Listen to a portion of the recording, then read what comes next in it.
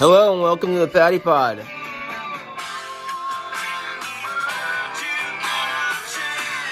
Oh, I'm sorry, was I listening to Freebird there? Hold on one moment, sorry about that. The United States ladies just brought home the gold.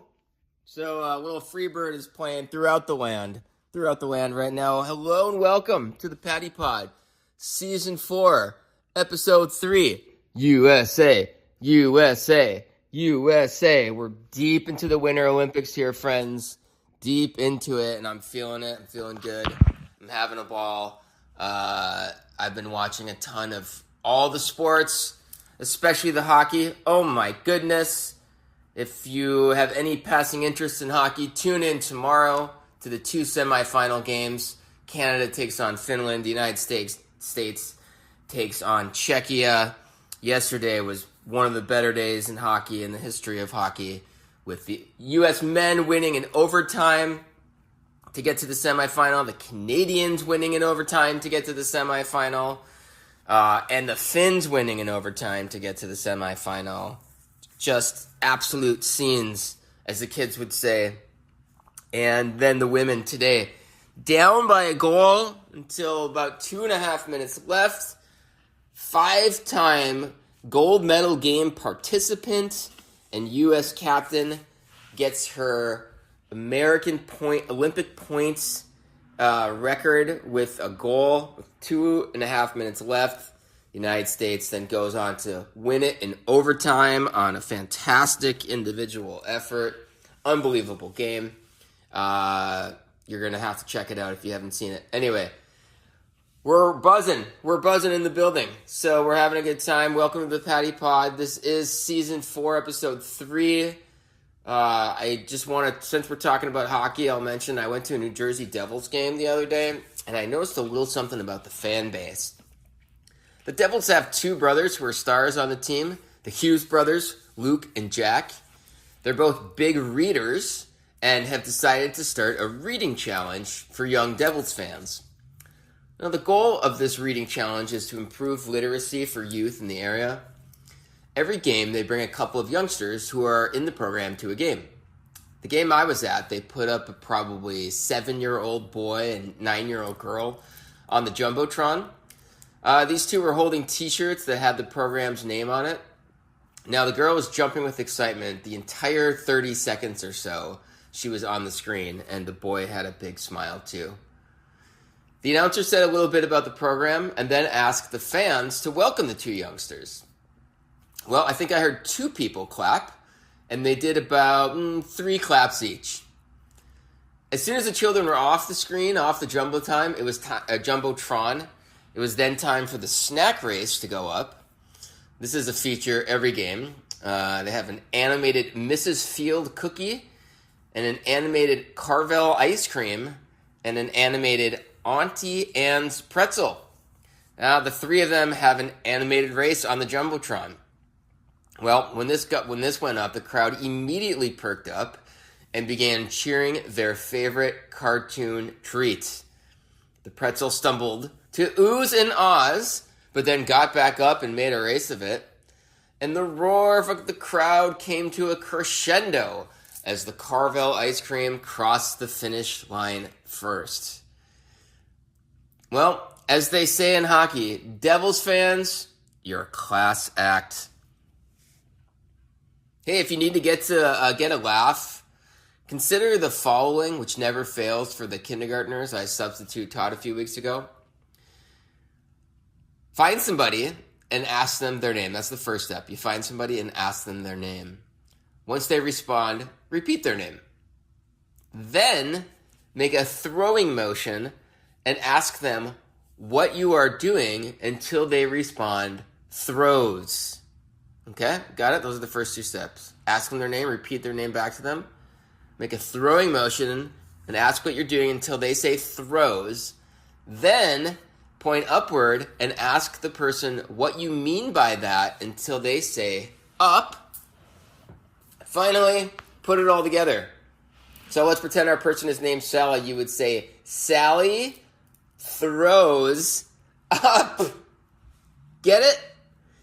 You will absolutely destroy with at least this group of kindergartners. And don't worry if you think you're going to need more material to fill time, if you have maybe a longer time with the group. You can repeat this over and over for at least 25 minutes and get big laughs each time. So there you go, folks. Once again, on the Patty Pod, news you can use. Hey, I caught a friend's play in college called Hamlet.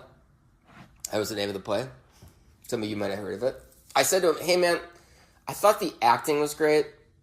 I liked the directing too. I also thought the art direction, the costuming, and the set design were all very well done. The writing sucked though. Who was that hack? I went to the dermatologist a couple months ago. Been meaning to do that for a while. I was told I needed an all-body scan. This was like maybe 2 years ago. So I went in, thought, I should probably do it. I got a female Muslim doctor. She was fantastic. She had me in and out in just a few minutes. And as I mentioned, I was there for the full body scan. So it was conducted with just me in my boxer shorts. At one moment, she asked if I wanted her to look at my butt. And I thought, yeah, I think so. I don't, I'm not cool with not knowing about butt cancer. So I think probably, you need to take a look. So there she was, covered from nearly head to toe with clothing. The ultimate in physical modesty, hijab and all, staring at my bare buns. What a world we live in.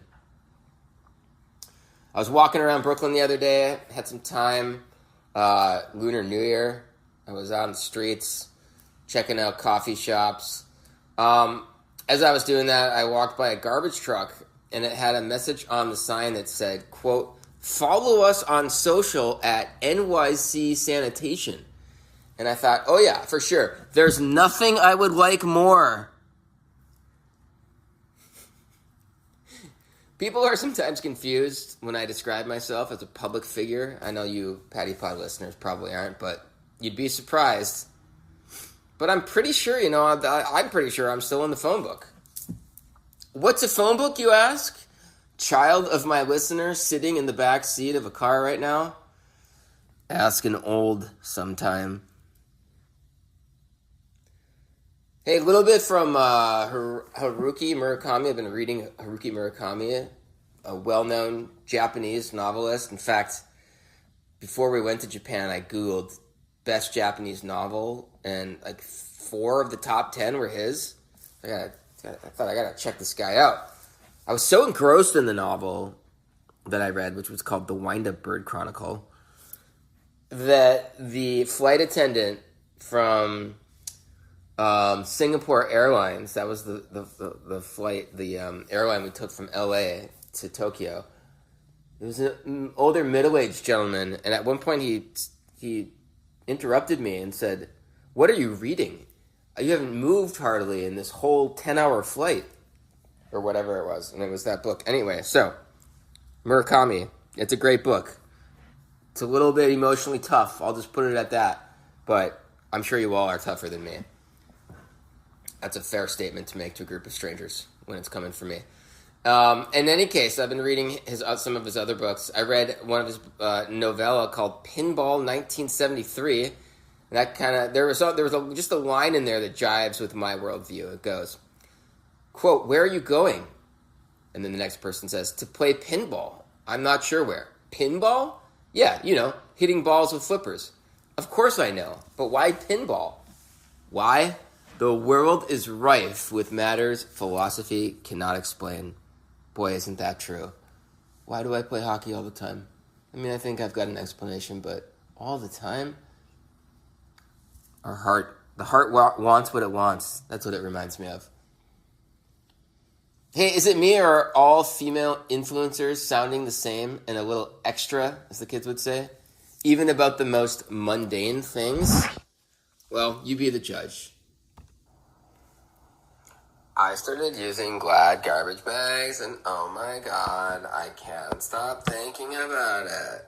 You guys, They go into the garbage can, and then they go and you wrap them around the top, and like garbage goes in. I'm obsessed. I throw all kinds of garbage in the garbage can. Any kind of garbage you can think of. And then, get this, when the bag is full, I pull it up, and most of the time it doesn't rip. Then I take it and put it in another space for garbage. Oh my God, guys, you've got to try these new Glad garbage bags. Thank you. See you next time. Hey, in the space of about 10 minutes, I saw two different people in baseball caps on the street the other day. The first cap simply said books. And the other person said short stories. I kid you not. This happened. I mean, I guess this is living in Brooklyn, but this did happen. I took seeing such similar and unique hats as a synchronicity, especially since I've just been dipping my toes into writing both books and short stories. Just finished a novella, my friends. Some of my dear listeners got a copy of it. Hopefully, I'll publish it in some way. Anyway, so I interpreted this to mean that I should keep going with those pursuits. But I also wondered, were these people promoting all books? I mean, books, really? All books are good? And all short stories? I don't know. I mean, I love creativity and I support all who engage in it. But man, I've read some boring short stories and books before. I mean, there's got to be some books that person's not in favor of. My geometry textbook comes to mind. We're going to go to the On Notice corner. The On Notice corner. If you guys remember, I put Fit Gay Men on notice last time. Well, I've got a bone now to pick with R&B singers. What's with this make love to you all through the night stuff? The whole night? Are these guys all in their 20s? Come on, some of us need some sleep. So that's it, R&B singers. You are on notice. Hey, why limit yourself to listing your degree initials on your Facebook or Instagram profile? You know what I'm saying? I mean, I've seen LinkedIn, and it makes a little sense there, but I've also seen Facebook and Instagram profiles with the degree initials. Listen, don't just limit yourself to those social accounts. Mention them when introducing yourself to people in person. And say all of them. Whenever I meet somebody new, I look them dead in the eye, give them one hell of a bone crusher handshake, and say, Patrick Brooks, HSD, BAMS. That's right, I include the HSD, high school diploma. Hell, I earned it.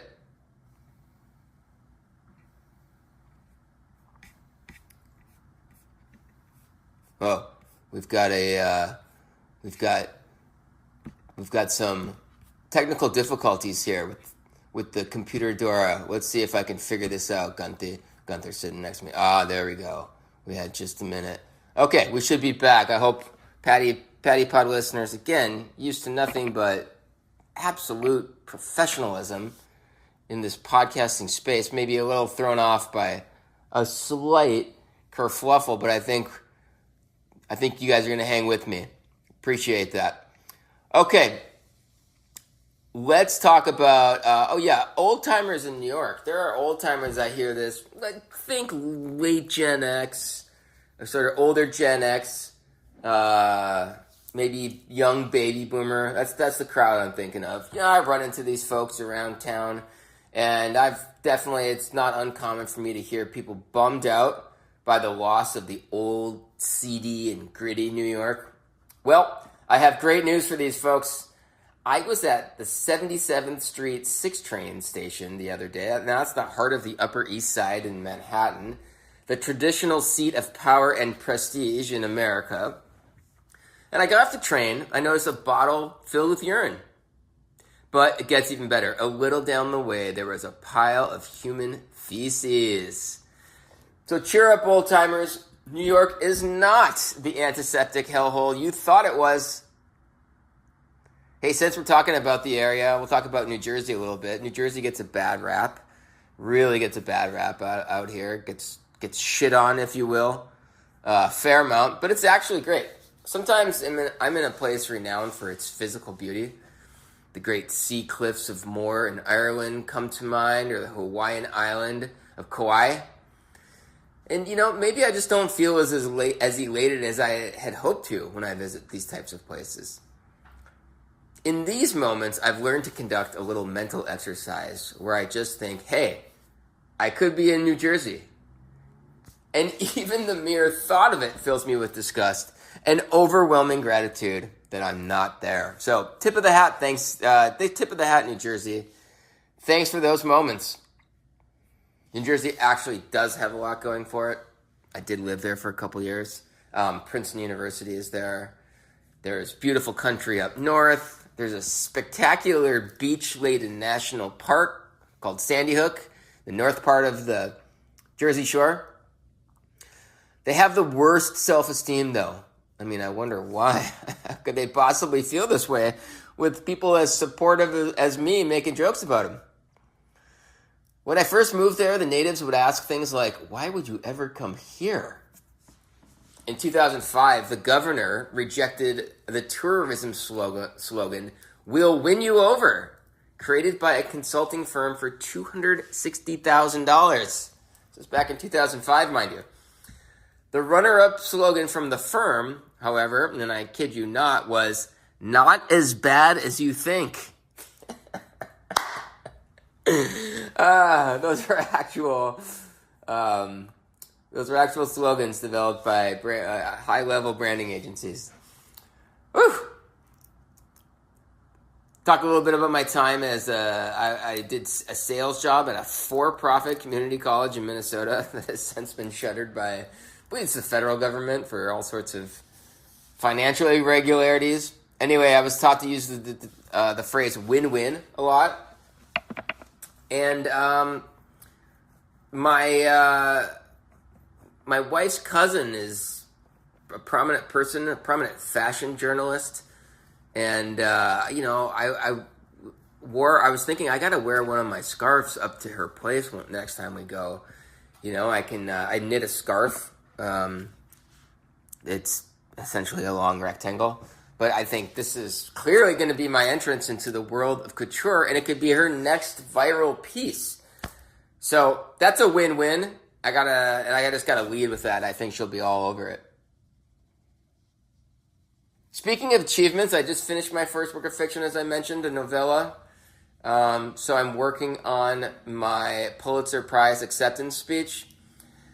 I'm really looking forward to getting these types of awards because I've been really dying to rest on some laurels. I heard that phrase, don't rest on your laurels, but it sounds great. I've been trying to do it really most of my life.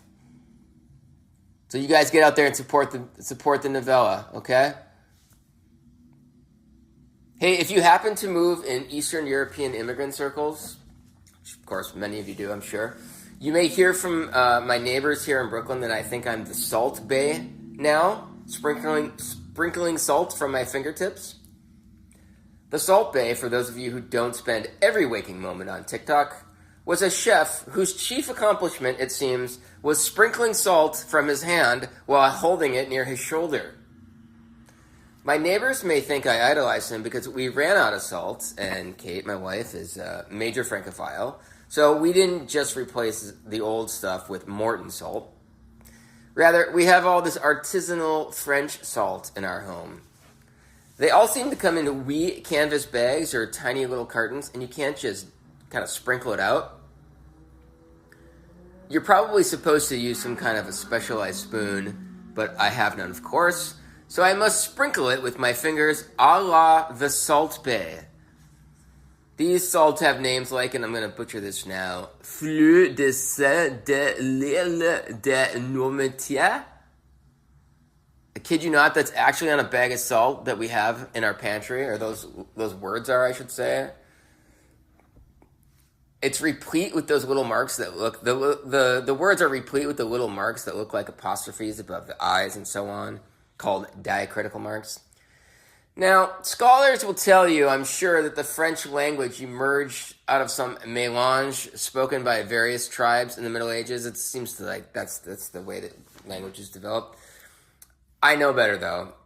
I know the French all got together and specifically designed an alphabet and pronunciation system that would make it impossible for a foreigner to learn. Then they went around explaining their idea to their fellow citizens. Everyone realized what a bunch of dicks they were being and immediately signed off on it. French are assholes, Lloyd.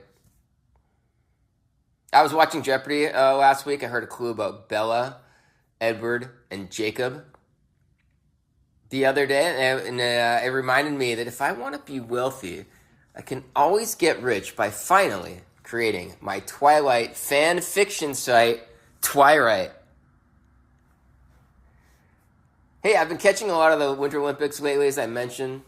There is a nice feature about a mixed curling team from my hometown, Duluth, Minnesota. Fly high, Duluth. That was a sketch on Saturday Night Live, Fly high, Duluth. Just throw that out there for when you're around middle-agers in Minnesota. I always do. Anyway, Duluth has produced a number of curling champions over the years. I'm sure it's not news to Patty Pod listeners. One of the ladies, Corey, I think it's Dice.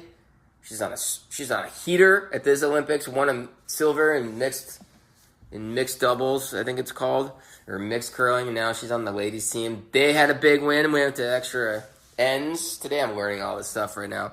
She's going to be in the semifinals with her crew. Some other people that are from Minnesota or went to college in Minnesota. Anyway, Duluth's kind of the mecca. There's a lot of teams that base their play out of Duluth. I think some of the reason why that is the fact that curling is a sport where you in no way have to cut back on your cheese knockwurst or Miller Lite intake. Let me go Miller Tall Boy, 1 brat, cheeseburger, and 2 cheesy knockwursts. Yeah, light lunch, I'm curling in an hour.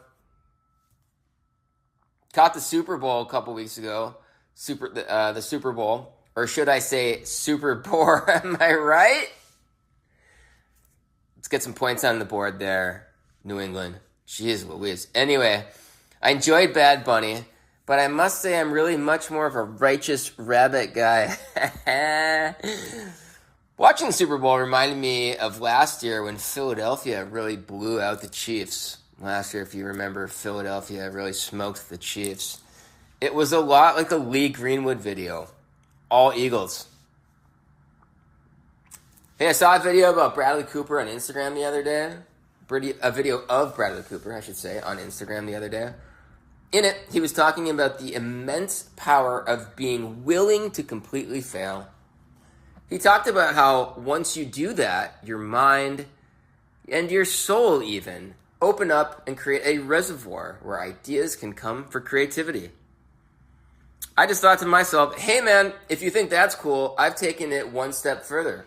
That's right, I didn't just become willing to fail completely, I've gone ahead and actually done it. And not just once either. So eat your heart out, 12-time Academy Award nominee Bradley Cooper. Well, my friends, that's it for the Patty Pod this week. This episode, I should say. I am trying to line up a couple of interviews. If you're a listener and I've been talking to you about it, consider this the twisting of your arm. Get that arm twisted. Get in touch with me. Let's do this thing. It's time for an interview. The Patty Pod's been a bit over-pattied. So that's it. That's all the news that's fit to pod. I hope everyone's doing well.